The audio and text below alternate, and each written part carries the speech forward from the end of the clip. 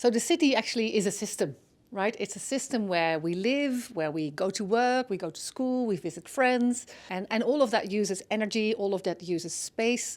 And so when we think about how can we actually improve that place where we live, work, or visit, we have to think about how all of these elements interact. Do we want to live a life where the air is polluted, where the apartments are small, where there's no green spaces?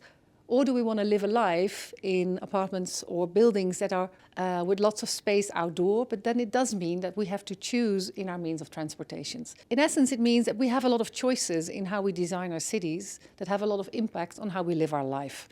We need to think about how the different elements in such a system connect and basically the goals that we want to achieve with that system for the people who live there.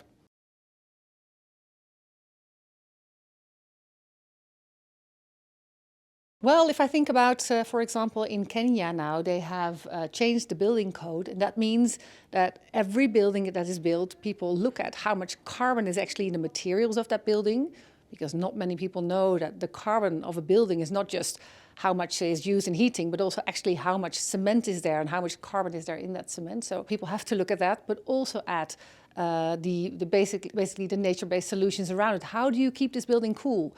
Is there a need to import air conditionings from China, or can we cool it with, for example, trees in the streets? We see the water cycle changing a lot.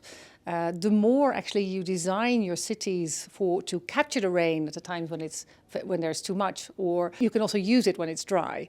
And for example, in cities like Amsterdam and Utrecht, you will see big parking spaces that actually can also be used to store rainwater when there's too much rain. We know that the weather patterns are changing. We know that extreme weather will be more frequent. And if you design your city well, with nature-based solutions, you can actually protect yourself against all of these extreme weather events.